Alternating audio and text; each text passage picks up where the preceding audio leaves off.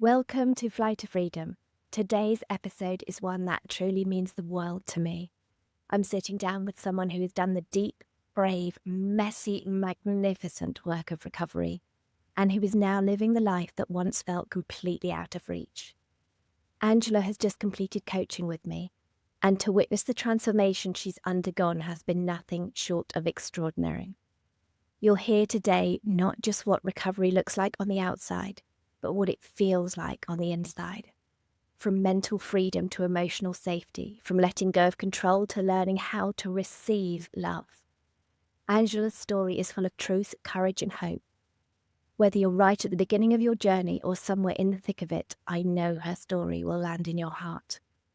Angela, such a massive welcome to the podcast. Thank you. That was a lovely introduction. Loved it. Can you take us back to where you were when you first reached out to me? What was life like in your mind, your body, and your heart? Yeah. Oh gosh. I mean, I'd done quite a few years of work on myself, or I'd tried to do recovery to get better. I'd gone down the road. I'd gone down so many roads. Yes. I'd gone through a hell of a lot. I'd gone from bulimia to exercising to all the things. I'm sure people have heard of Tabitha Farrar. Everyone has. And the whole all-in journey that she did. And I tried to go down that road. And it was partly successful. I did manage to do it initially, to eat all the food. But I didn't realize all the other stuff that's involved. So I thought I would just eat all the food and then everything would be great, sort of. And it didn't work out that way because I didn't do any of the deep healing. I didn't know why I was doing it. I didn't realize it was a coping mechanism. I was just doing the food part, and my head was still filled with all the thoughts. And I got into a bigger body, but I didn't know how to deal with it. And then I gradually just went back to where I was sort of before, but in a bit of a bigger body. So my head when I met you was that I just knew this wasn't it. It was kind of like a quasi-recovery state, I suppose, although I know lots of people have a different idea of what that is. But for me, I was still thinking about food a lot, and things kept creeping back in again. So, steps, things like that. And I just knew from the outside, people could have looked at me and thought I was okay. Except they'd know that I wasn't if they stuck around for any length of time, because I was chaotic. I still couldn't just eat things, and not in the moment. I wasn't spontaneous. I wasn't able to just, to do things. It was rules and regulations. It was still there. What were some of the day-to-day things the eating disorder stole from you or made impossible? Well, I couldn't just do things. I couldn't do things. I couldn't really do. I couldn't just. If my husband suggested, oh, why don't we just have this for breakfast this morning or something? I couldn't just do it. I'd have to. There'd all this. Oh, well, if I have that, I was still calculating. I was still doing all the stuff, and I wasn't able to I couldn't go out and have a joyful day. I couldn't just go out to the beach or something and have a nice day with my son and my husband, because I'd be thinking the whole time. So I've got all these thoughts going on in here whilst I'm trying to. It's like having 100 thoughts in your head whilst trying to live your life. It's just, you can't do it. There's only so much of it you can do.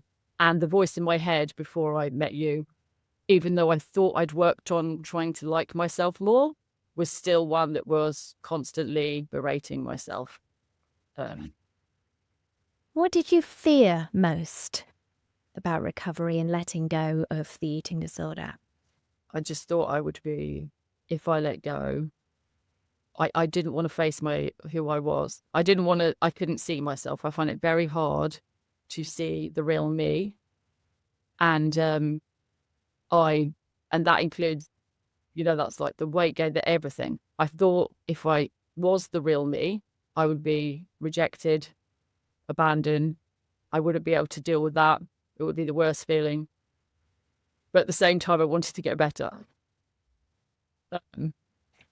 Yeah. Was there a particular session or moment where something clicked for you and you started to see things differently? I think there's been a lot of moments with you that little things have clicked here and there. We've covered, there's been quite a few things. We did the document thing we did where you got me to name all the things that I wanted to be. And you got me to do it, to say it in a way that I was those things.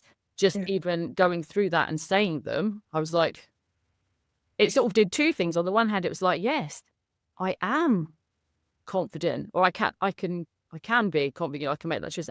And it made me really think about all the little things that I wanted to be. Yes, I want to be spontaneous. I want these things. I can have these things. You very kindly shared your document with me. Oh yeah, and you are those things, and I can do this. This is a choice that I can make, that's in my power to make, not something that's out of reach. And sorry, I'm trying to go back to the question because I know, I have a habit of going off in different areas, but the things that happened. Another one was me learning that I didn't have to be perfect. Sorry, that was a big one. I didn't have to be perfect. It's like, what?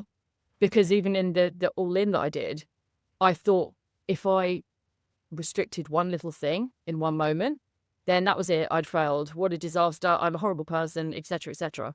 Whereas actually, no, I was like, oh my God, no, look how far I've come. Look back at all the stuff I've done and use that in evidence against the eating disorder to just keep going forward and to get more confident. And actually, oh my God, I've done so much. I should be so proud of myself. The way you are so loving and kind in that respect. And we all feel your love for us because you've been through it. I see you and think, look at this woman. She's done it. I can get to where she is. And she's showing me how to get there. And looking at myself in just a different way, how I speak to myself, taking the time, that I don't have to have everything perfect. It is how it should be in the moment. And I can just relax and know that I can make this choice if I want to. It's not all life or death. I mean, I have the time. They'll have the time to just be in this moment and just to make, today I'm going to do this, and it just builds and builds and builds. And before you know it, you're like, oh my God, I'm living my life. I don't have to be, it's not so black and white. I don't have to have every single little thing perfectly lined up to be winning, as it were. Yeah, to be fighting against it. That's been huge because I can step back and be curious about what's happening and not immediately jump in with all what it means about me. Yeah. Is that part of the coaching? No, I completely get that. It's the black and white thinking in the eating disorder and the does everything have to be perfect? Yeah. It can really be quite surprising when you let go of that. I don't want to say desire, that rule, that feeling of I've got to do it all properly. Yeah.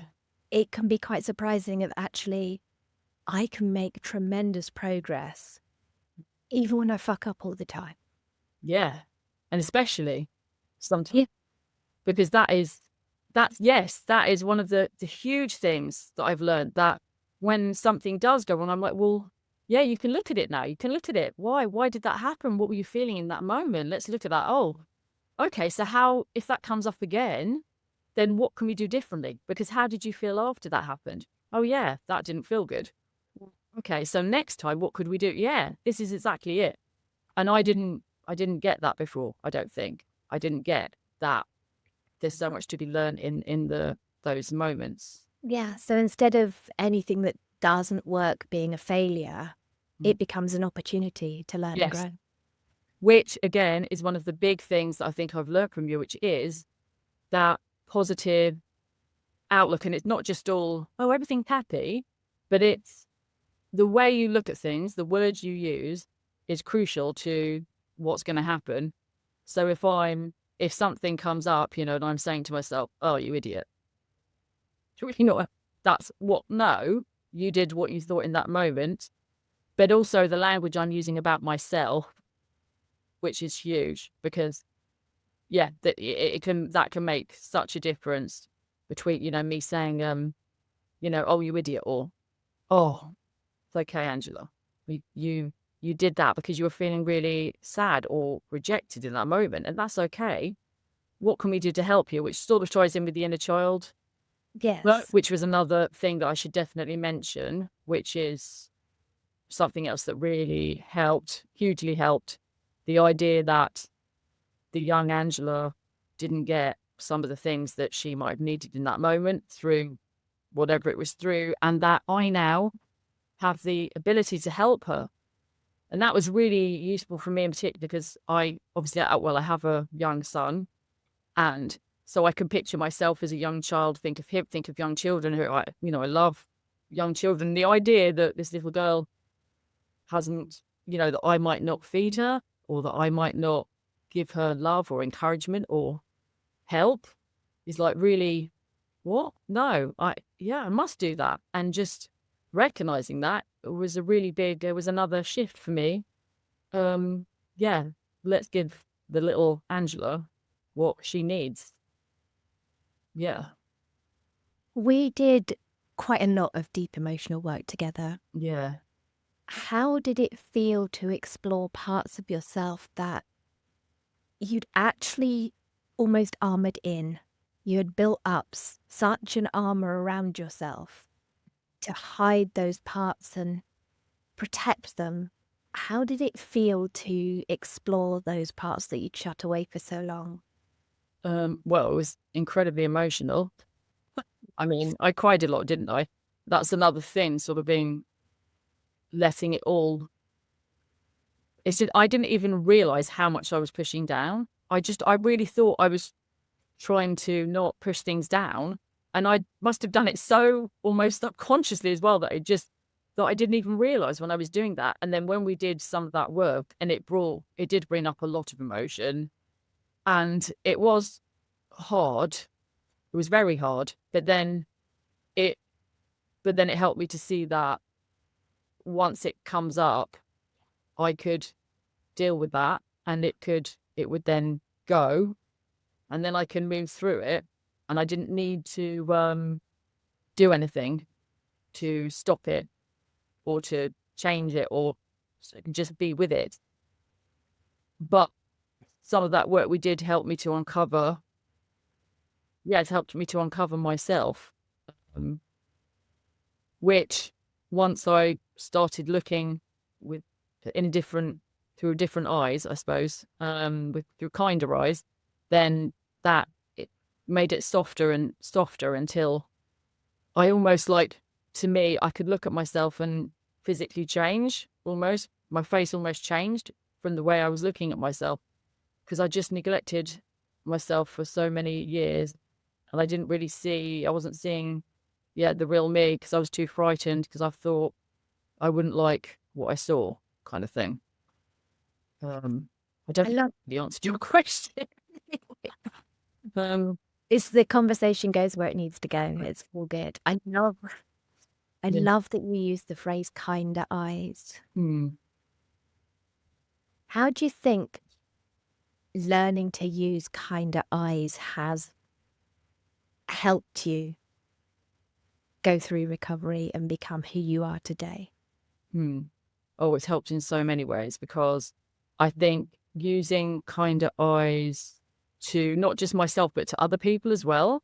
Like, I think I had to start by looking at other people and kind of, because I think I've always been quite a caring person towards other people. I've always, wanted to help people, wanted to see the best in people. But I think the eating disorder kind of blinded me a little bit and made me have certain thoughts about things I saw, and and it made me a bit ugly, what I was seeing. It made me I was looking through not nice eyes at times. And then softening that and then looking at other people and finding the beauty in other people. And I could do that more and more. And once I started to do that with other people, I think it was then easier to start doing it with myself.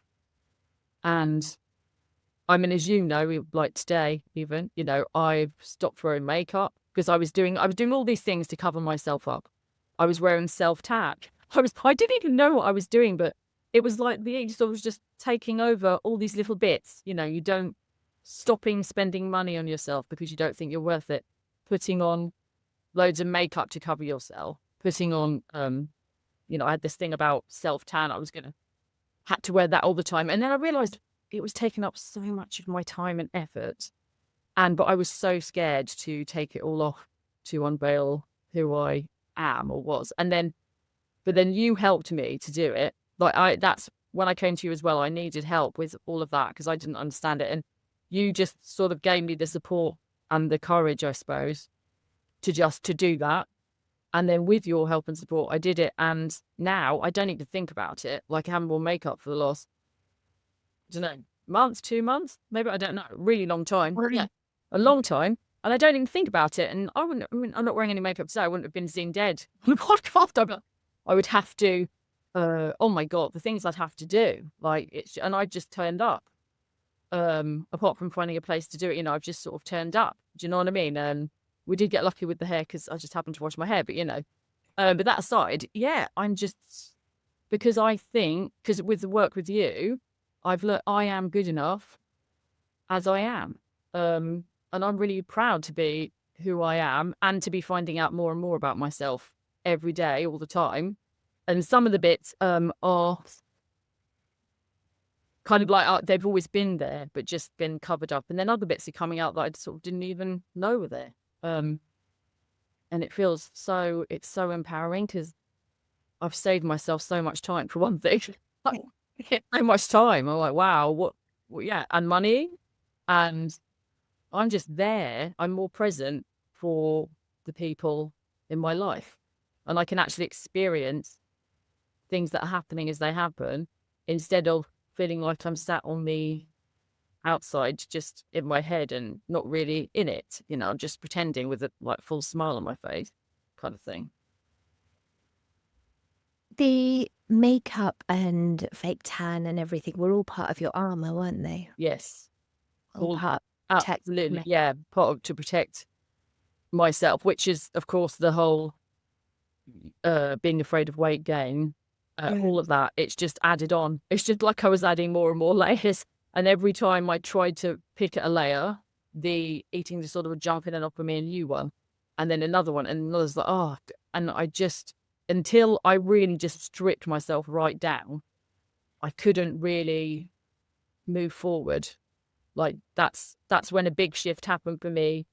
As you know, when I went away on holiday with my husband and his family, and I stripped myself down on that holiday. I was not wearing makeup. I wore shorts, which took a lot for me to do, a swimming costume. Oh my God. I just did it. I couldn't have done that without the work we did before to build me up. I couldn't have done that. And I did it.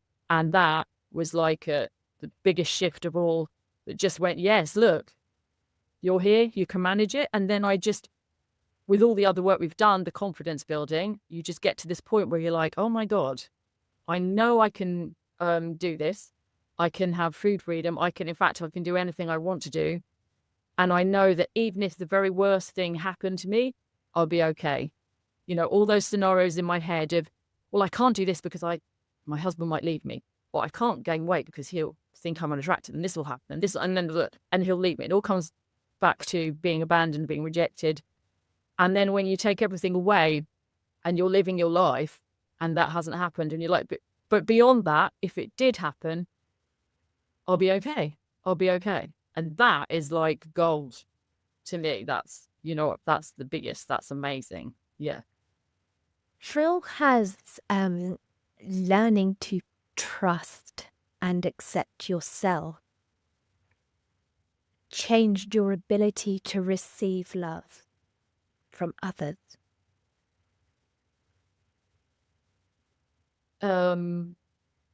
It's, well, me and my husband, Oh no, I just had thoughts come up. I think you know what they are, but I don't.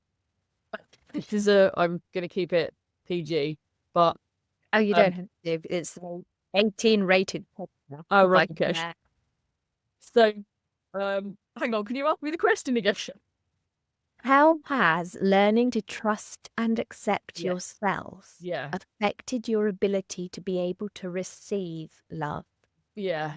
So it's so much better because all of those things, obviously before that I was thinking about, it's just when I think of it now, it's just crazy. You know, I wasn't, like I said, I wasn't being present, so I wasn't. How can you, if you're not being your full authentic self, then you can't really know if someone's going to like accept you or love you or whatever anyway, because you'll always be thinking, but you'll know you're not really being yourself.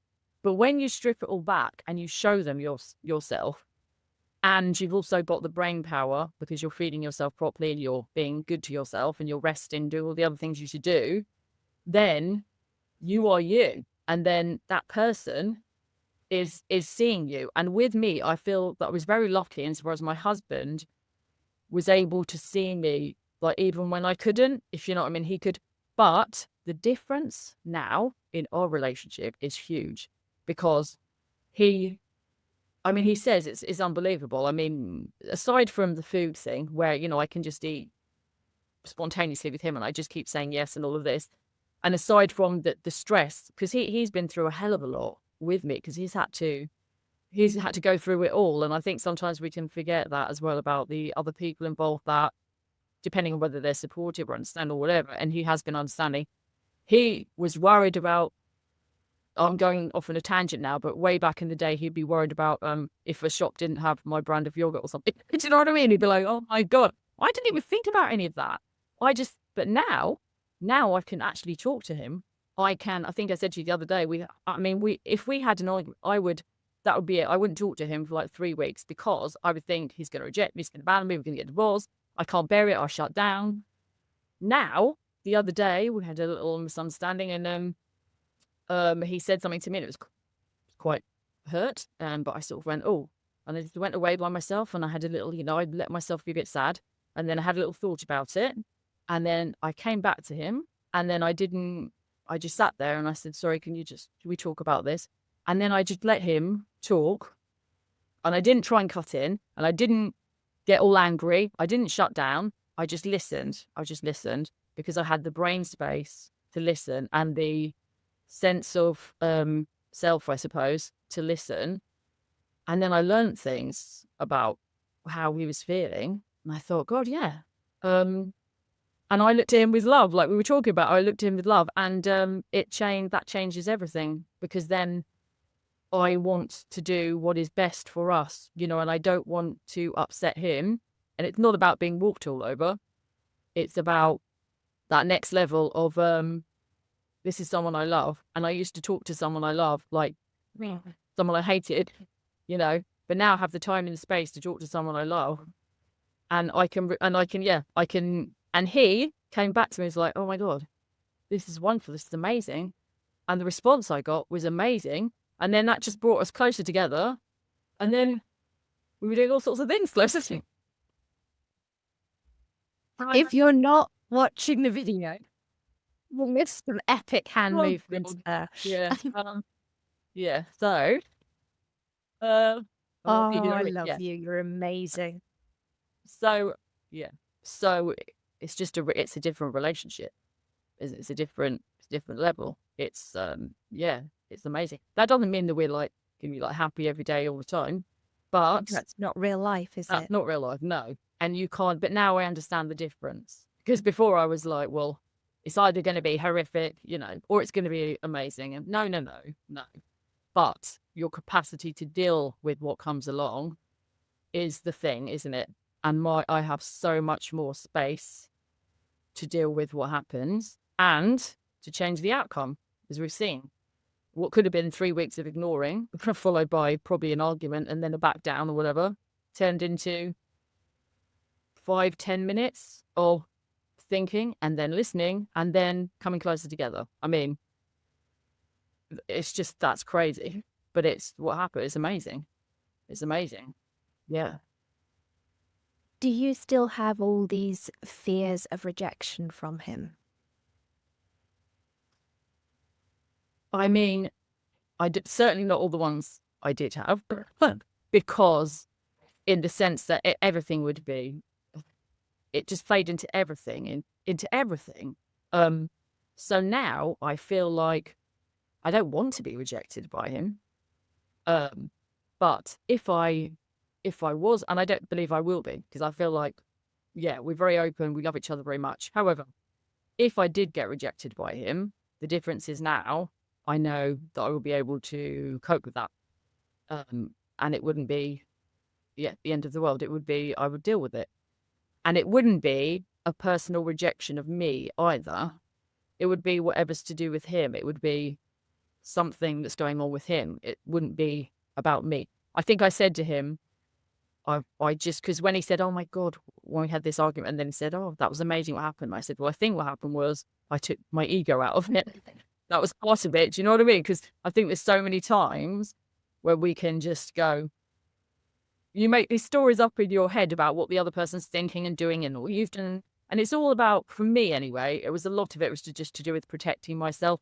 And I'll just push you over there by making up stories about all the awful things that you're thinking about me so that I can do it before you do, you know? But now I'm like, no, I refuse to do that. My husband, I know my husband loves me. I love my husband. And yeah, because I used to think of all these ways that he might, be looking at that woman over there, or, wanting to cheat on me or doing all of this. Now I know my husband inside out, and I know he wouldn't cheat on me. If he did, then I don't know, we'll deal with it when it comes to it. But I'm 99.9% sure that he wouldn't, because we've discussed these things, a lot.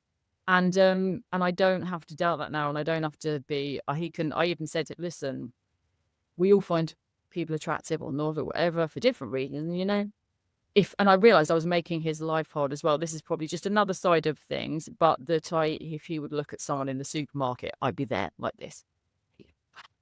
Oh God, and then make up this story about it and blah, blah, blah. And so now I'm like, yeah, she's a good looking woman. And who cares? It's my husband, whatever. Do you know what I mean? It's a different thing. And he is very respectful. He never give me any reason to. But, in answer to your question, if something did happen, I would be able to handle it, I think. So what I just heard there is that you're no longer making anything he's feeling all about you. Yes. You're not bringing your own pain or wounding into it because you know that actually you're good enough. Yes. Absolutely. Yeah. Isn't that amazing? It is. It is amazing. It's kind of crazy, but it is amazing. Yeah. When we first started working together, you said that acting helped you feel most like yourself. Yeah. Yeah. What do you notice now about your confidence and sense of identity in real life when you're not acting? Well, it's kind of crazy because I just didn't. Yeah, I didn't get it all before. I didn't get it, but when I mean, the fact that I can go outside, I mean, this is like, it's so bizarre in a way, because I just think I never imagined any of this would be possible. I just didn't.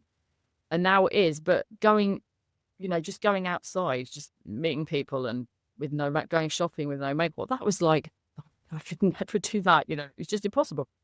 And it's all possible. And how it feels, because I know when I was young, I could have used someone like me now to sort of see them doing that would have meant everything. Do you know what I mean? And so it feels so empowering. I don't have to be happy all the time. I don't have to be funny all the time or like this all the time. I can just be who I am. And I mean, I'm trying not to. I'm still working on I don't know. I was going to say, the whole apologizing thing, because I used to say, oh, sorry, no, all the time. So I don't know if I'm doing that anymore. I might be, but I'm trying to be more aware of it, because I don't want to apologize for myself, because, yeah, I just feel more like I'm worthy. I suppose I matter. You do, Yeah. very much. How has your relationship with your body changed? Oh, well, it's so funny because I realized that I mean, we must know by now that our brains can do amazing things with the whole rewiring business. And I've seen my body in so many ways over the years, and but it kind of helped me having the whole perimenopause thing and this whole thing that we've done, because my body just has changed, and it's sort of changed shape and everything. It's very weird. But I did, with the whole looking at it with kindness, with that works with everything. And so once upon a time, I absolutely hated it. Now, there will be days when I actually really enjoy it. Like I really like it. And I'll go, oh yeah. Um, yeah, I'm liking you today, kind of I like it. There'll be other days when I then go, oh, and then I realize immediately, oh yeah, I'm feeling a bit rubbish, like I'm just feeling a bit like I've got a bit of a stomach ache, or or I'm sweaty. And then I totally understand that then when I feel like that, so that the body image is all about feeling. Like Yeah. for me, that's what it is. So it's hasn't really got anything to do with what I'm seeing, as it were. It's and if I'm feeling it rubbish, then it's just going to interpret it like that. And I know, Just scapegoat for your feelings. yeah, yeah. And if my day is really bad, feeling really rubbish, I know whatever's in the mirror, I'm not going to be looking at it with the kindest advice, because I'm just feeling a certain way. But I know that now. And so it doesn't affect, I'll still go out and do the thing. In fact, I'll sort of do it with bells on, because I'll be like, right, this is another opportunity, instead of like, oh, like the other day I was feeling a bit like, I was like, oh yeah, just feeling like hot and a bit, and, well, I'm not great. And so I know, yeah, I know that that's going to happen. So I put my swimming costume on, like, well, we're definitely doing this now. And it's funny because I said this to my husband the other day, quite some time ago, I was in Sainsbury's one day, and just on a whim, because sometimes I've just been doing things on a whim just to show that I can, just buying things, because I never used to let myself buy anything. So, and I just saw this swimming costume, but it was like a little dress, right? But it was red. I love red, although I'm not wearing it today, but I'm wearing hot. And I just loved it. And I thought, just gonna get it, but I'm gonna get it in a bigger size to make sure that, because that was when I was still putting away. So I got this thing and I was like, yeah, I do like it. But the other day when I was feeling a bit not so good, I was like, oh, I had this something, oh, I have to put that swimming costume on. And I was like, well, hang on a minute, but why? And then I just had the time to like go, you did put that on because you're feeling a bit rubbish and is that to do with that? Or is it because you just like it? Well, I do have the time to do that now. I was like, no, actually, let's just be sure. I'm going to put on the smallest one. So I put my red, like, one that's like up here. I thought, right, I'm wearing that. That is what's happening. And then I strutted in because that's what I do now. Because I embrace those opportunities instead of hiding away from them. Do you know what I mean? I do still really like that little one. I did also think, just while we're on the topic, that it is quite revealing as well. I mean, I thought I don't want to not scare, let's say, seduce the other. And I know what I like, and I'm the sort of person when nipple will probably pop out. So I just thought, let's not do that. But anyway, you understand what I'm saying. So I'm now embracing opportunities. I know that, yeah, how I'm feeling is a lot to do with, it's to do with the feelings and how I'm feeling on the inside as to how I feel about myself and how I see things. Your self-awareness is amazing. And it sounds like when you are noticing that you're feeling negatively about your body and realizing it's actually because of how you're feeling and it's got nothing to do with your body, you're then refusing to bow down to that and just saying, Yeah. right, well, I'm not gonna allow that to stop me living. Exactly. Yeah. I think just all those years of not doing has just made me go. And I do know I have always had like the fighter in me. Do you know what I mean? I think I've always had that, and it's just coming out again in a more confident way. And it's like, yeah, No. Yeah. I love that. Have you found that you've been able to reconnect with creativity and joy? Yeah. Well, I mean, I've been doing what I can't do around Wednesday, which is, but some questionable moves. I did start doing a dance class the other day. There's like this free dance class thing. I thought, oh, I'll just give that a little taster. I'm not gonna lie though, I did the warm up and I was like, yeah, I've had enough. Yeah. I was like, yeah, something I am hoping to do. I keep looking for plays and things that are wrong because I definitely want to go back. I want to get out there and do another play because I love that. But what was your question? Because I've gone off a little bit. Creativity and joy. Creativity, yeah. So, I wrote a poem the other day. You could see me tell you about that. I wrote a poem. It was about, because I used to love writing stories and poems and things. But obviously with a 2-year-old, well, 2 going on 3, was quite difficult to have too much time to yourself. But I definitely, the next thing I want to do is to get out and get to be in a play, because I think that's how that is my happy play. And I'll be interested to see Angela as who I actually am instead of hiding, how that will play out in that way. When the performance comes, what's going to happen? I don't know. It'll be exciting because I know I can tap into all the emotion. So yeah, that's the next thing I really want to do. I'm really looking forward to getting out there and being in a play. Sounds like you really have taken recovery into discovery and just get to learn new things about yourself every day. Yeah. How do you feel now when you come across a fear?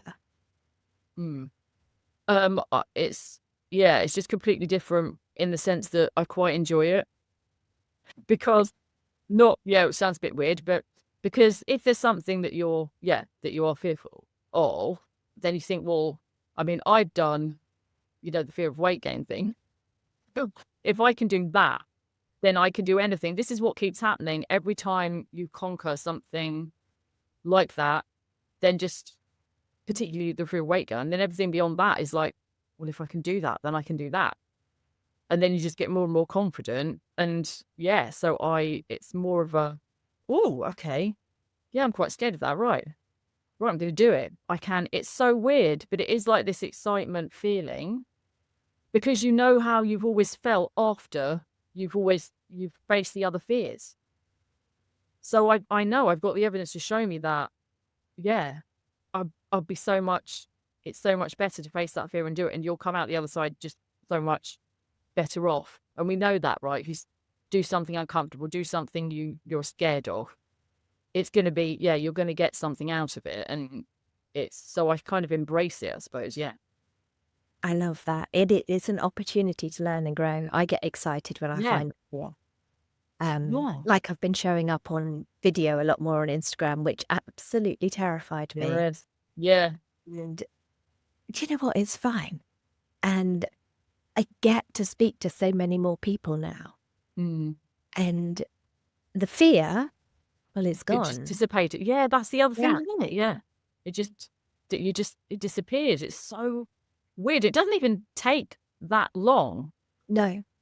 Which is also, because when you just think about all those years of being afraid, it's just crazy. But like you always say, you are right where you should be, or and that is, that it makes total sense now.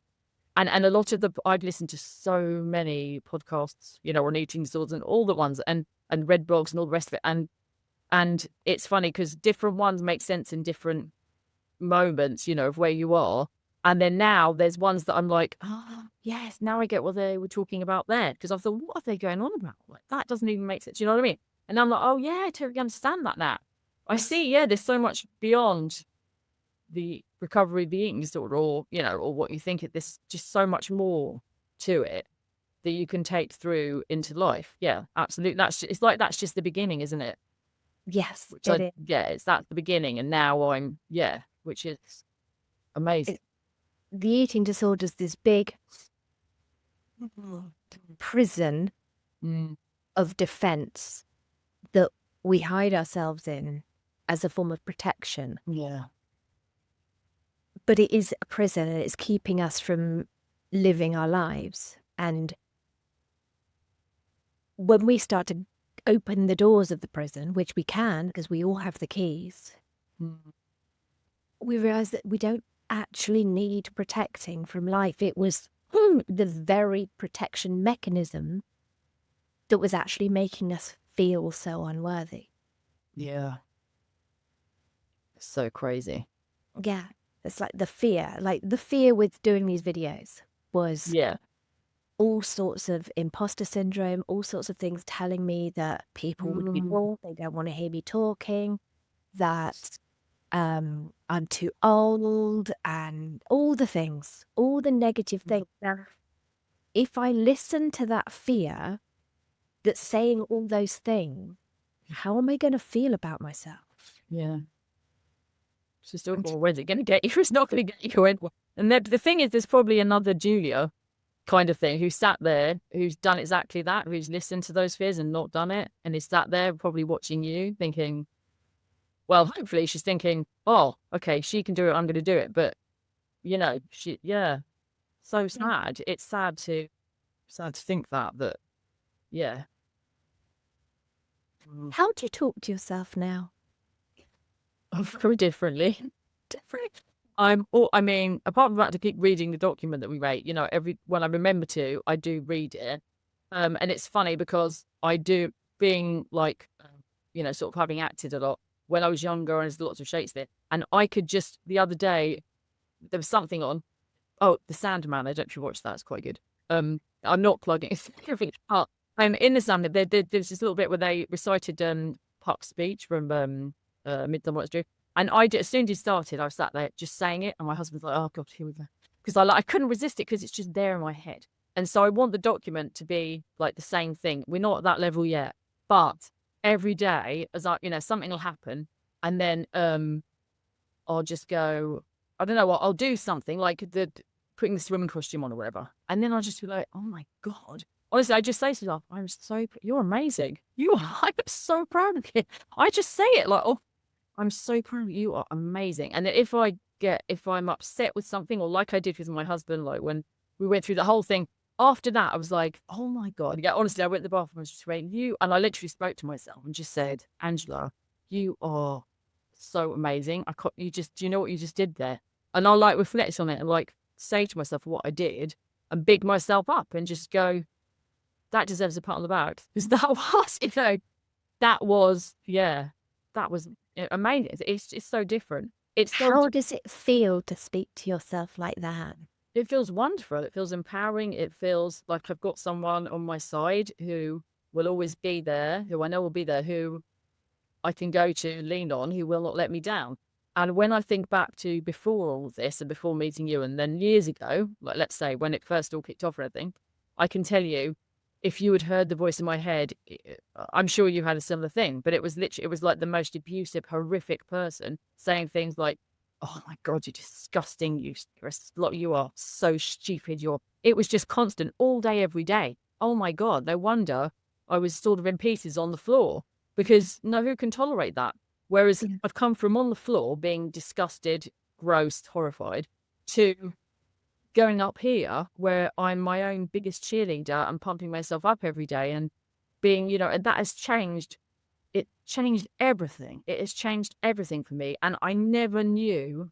I used to hear people saying, oh, positive affirmations, all of that. Like, yeah, it's all right for you, but you look like that, or you're like this, or you're. I can understand that it doesn't matter what you look like. It doesn't matter who you are. It doesn't matter. None of it matters. You can be anybody. But it's the power of words in your mind. And if you're in a dialogue as someone like I am now, then you can do pretty much anything you want to do. If your dialogue is down there, then you're just going to end up, that's where you're going to be. It's going to be horrible. And you have that power. That's an amazing thing. So it feels incredible. Yeah. Would you be happy to share a few lines of your document with us? Whatever you can remember. Oh, well, I know the first line is, I am confident. I am confident. I am well loved. Well, I was just that I'm amazing. I don't know if that's even on it, but I'm amazing. I am. Oh, I know. I'm loved by my husband, and I love my husband. Um, I am safe with my people. Like another one is, I might be slightly wrong on there, but you know, the sentiment is there. I am. No, I got stage fright. No test, Yeah, it's all good. I know. I am caring, I am kind, I am generous, I am thoughtful, I am loving, I am passionate, I'm energetic, I'm a great actress. Now it's coming. Um, I am a loving mother. I am we see stuff again. See, I was getting all headed, and now it's yeah. But you know, that's I think we get the idea of what it is. And yeah, that was really important for me as well, because there were some things which are fairly, you know, yeah, I'm confident, yeah. But there were other things that I knew the other voice or the eating disorder, whatever you want to call it, would chip at if I didn't have it sort of down. That makes sense. I'm trying to think of, Yeah. can you think of what I'm trying to think of an example of that, of what I mean? Like covering all bases. I am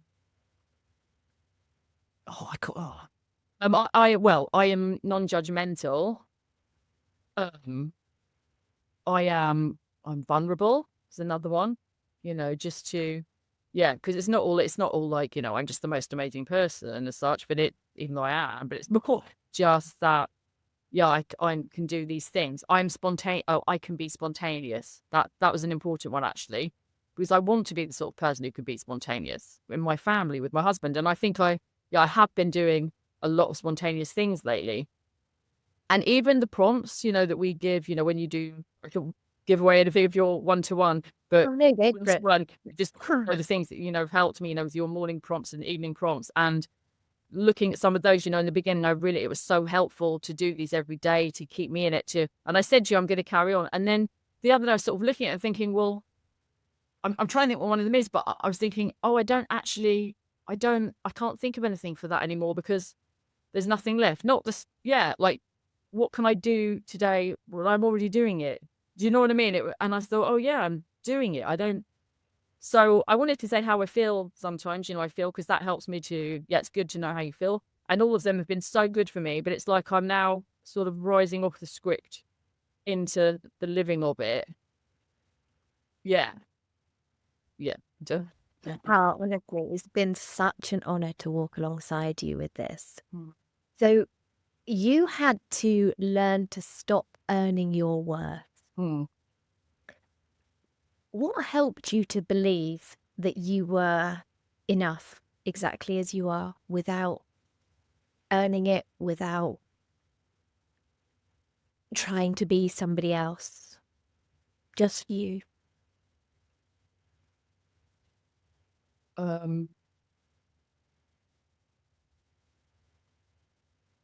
Well, knowing, do you mean like, so knowing that, I mean, just knowing I am enough, just knowing all of us are enough, all of us are, everybody is worthy. You don't have to, we were born, right? Yeah. We've all been born. I don't think, well, I didn't actually choose to be, but my mother had me. So I am here. And so therefore, I'm worthy of love. I'm worthy. That's it. It's that simple, isn't it? Yeah. Yeah, it is. Yeah. What would you tell someone listening who feels like where you are now just isn't possible for them? Yeah, well, I was totally there. I have listened to all the podcasts and I have thought so many times, there's just no way I can do that. I just can't do that. And the funny thing is, yeah, is that thinking this just keeping you sort of thing from getting there. However, what I would prefer is, please, honestly, it doesn't matter where you start, just as long as you start. And that you listen to all these podcasts, you know, time and time again, you are hearing people say they have recovered. I haven't heard one single person who has recovered say they regret it in any way. I haven't, every person I've heard that has recovered has got a different life. And at one point they felt how you were feeling. And I have felt that everything that anyone is listening to, however bad it feels, I was at the depths at the low. I've hated myself. My life is horrific. But if you've got the belief there, and you must have the belief there that it is possible to crawl up, and you just little bit by little bit, just be kind to yourself. Be careful of your language. Don't, listen to the voice, like just become more aware of what's going on. And everything that happens, just try to use it as evidence, as a way to grow. And by the way, just so that because I always thought when I heard people, I was like, oh, it seems like they've gone from here to here. No, this has taken me years, and I've made so many mistakes, and I have relapsed like a number of times, if you know what I mean, not even realizing I was doing it, because I thought a relapse was something that you absolutely knew you'd relapsed, if you know what I mean. I didn't realize it can happen without you knowing it. I didn't, but the difference between me and someone who hasn't recovered yet, maybe I would say, is that I just kept going, even when it was really awful. I just kept going, and you just have to keep going, and you just have to keep having hope, because you absolutely will get there. But it feels like there's so many things you could say, aren't there? Well, anybody that's listening, actually, the very fact that they're listening to this podcast and any other recovery podcast, the part of them that is listening is that the part that will take them to freedom. Yeah. That's the part that knows there is a better life. Yeah, that is true. Yeah. One of the things you said very early in this conversation was spending money on yourself. Yeah. So how did it feel to invest in yourself for coaching with me? And looking back now, how do you feel about that? Yeah. So at the time, so for a long time, I was thinking, I just have to do it myself. I have to, because the only other help I'd had was a therapist who was pretty fat folk. However, she did help me to feel like I were recovering potentially, but that still cost money, and I was still, we can only do that for a certain time. And I just always thought I really wanted to get better, but we couldn't spend the money because really, what does it come down to? You're not worth it. Because I thought, this is priority. I need to get better, but I can't spend the money. It wasn't adding up. Looking back on it now, of course, I see that was also part of the disorder, not being willing to invest in yourself, not holding yourself as a priority is worth it. And but you don't sort of see it like that. And when I look back now, I'm like, oh my God. I mean, if your life is going to change like mine, from where I was to like how it is now, if it can change, I would take one day, I would make like the payment to you, however much it was, I would pay that for like one day in the life of now. Do you know what I mean? Compared to what it was. I mean, it's not it's crazy to think of it. But I remember listening to other people who were saying, yes, you must invest, and thinking, yeah, but I bet you've got loads of money and, it's easy for you, because it was all that negative thinking. Like, no, actually, no. There are people out there who will scrimp and save and do what it takes. I guarantee, if the eating disorder asked you to pay the money for something, if it said you can have this body, or you can have this, you would find a way to make that happen, because we've all found a way to do these awful things to ourselves. We have found a way to do it, and you will find a way to make this happen, to get the money to do this. And you need to, because this, for me, was the difference between me living that life with a head of bullets and me living this life now, where I'm going to go up and up and up and, fly to freedom. So, yeah, it's, please invest in yourself. It is so worth it. And yeah. Oh, wow. Yeah. So I just got 2 more questions for you. If you could go back and speak to the version of you that was terrified of gaining weight, resting, not being productive, being seen as who they truly are, what would you say to her now? They are, Angela, you beautiful, beautiful thing. Well, you beautiful little girl. I would say, oh my God, oh gosh, you're perfect as you are. You don't, and if you you can't even say that, can you? Because I know the old me would be going, yes, but I might change tomorrow and then I wouldn't be. No. And if you know what I mean, Angela, yeah, you're